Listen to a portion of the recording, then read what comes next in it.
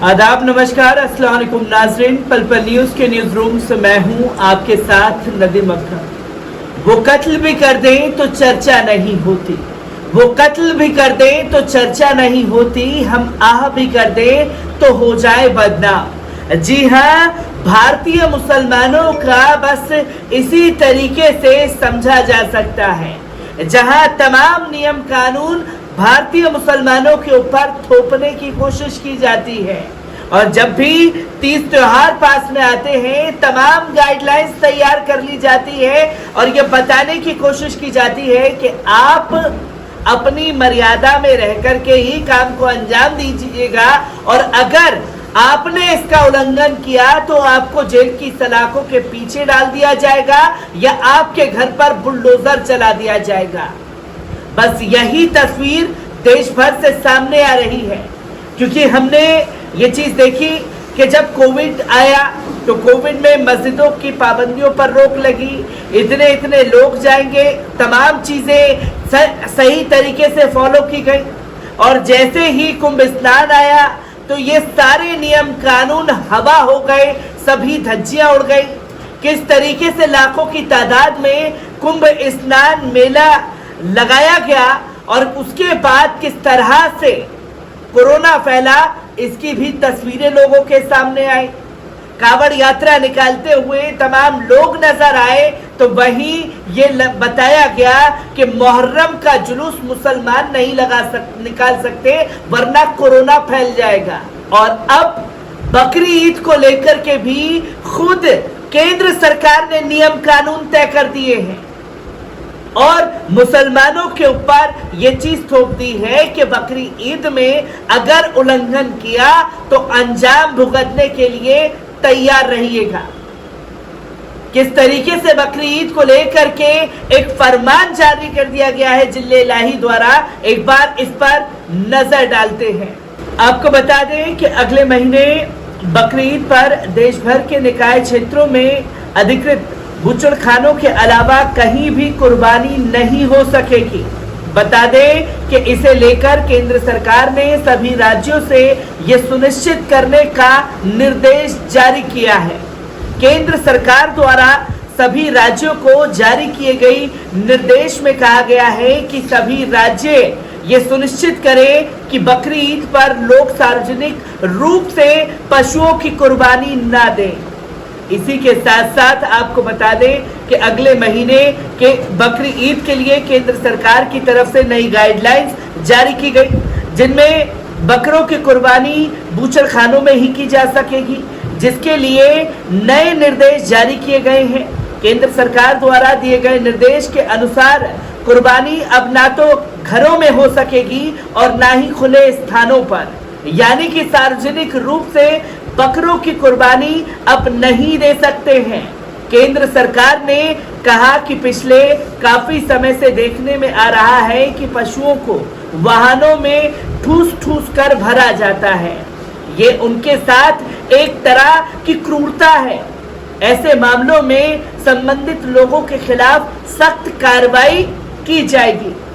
केंद्र सरकार के जीव जंतु कल्याण बोर्ड ने सभी राज्यों को लिखा है कि बकरी ईद पर ऊंट की कुर्बानी ना हो। ऊंट देश में भोजन के लिए प्रबंधित पशुओं की श्रेणी में शामिल है, लेकिन कई जगह ऊंटों की कुर्बानी दी जाती है। इसके अलावा जिन राज्यों में गोवध अपराध है वहां गाय व बछड़े की कुर्बानी नहीं दी जाए। साथ ही निर्देश में राज्यों में कहा गया है कि किसी भी गर्भवती पशुओं की कुर्बानी ना हो। जिन पशुओं का गर्भ 3 महीने से कम का है उनकी कुर्बानी भी वेटरनरी डॉक्टर की ओर से जारी है। फिटनेस सर्टिफिकेट के बिना नहीं दी जा सकेगी। जहां बकरी ईद पर बकरे की कुर्बानी होती है, अब बकरी प्रेग्नेंट है उसकी कुर्बानी नहीं दी जाएगी। जहां साफ शब्दों में समझा जा सकता है कि किस तरीके से बात को मोल्ड करके देश की जनता के सामने ये दिखाने की कोशिश की है कि देखिए बकरी ईद पर कितना जुल्म मुसलमान जो है वो जानवरों पर करते हैं। जब ये चीजें कही जा रही हैं तो क्या केंद्र सरकार तमाम राज्यों को ये नोटिस जारी करेगी कि जो मंदिरों में बलि दी जाती है खुले में, उस पर रोक लगाई जाएगी, जिसकी तस्वीरें लगातार लोगों के सामने आती रहती हैं।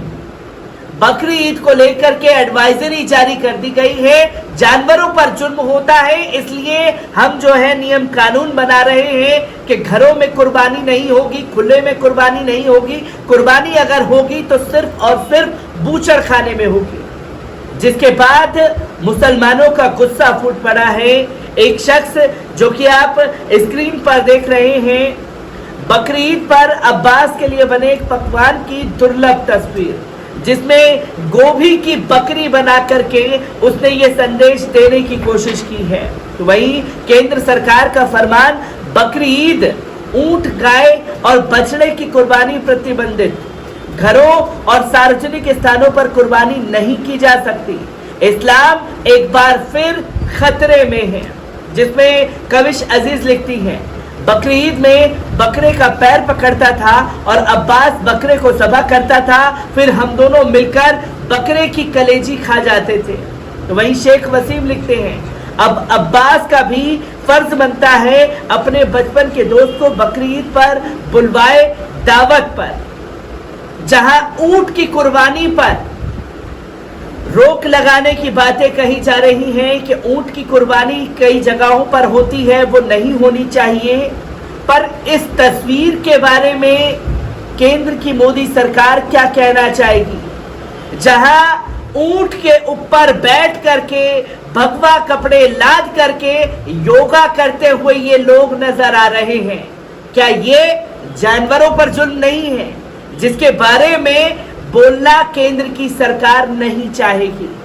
इसी तस्वीर को लेकर के मुख्तार आलम लिखते हैं, सोचिए अगर ये गाय होती और योग करने वालों ने हरा कुर्ता पहना होता तो क्या होता। अभी आपको ये दिखाई नहीं देगा, लेकिन बकरी ईद पर आपका पशु प्रेम जरूर जागेगा।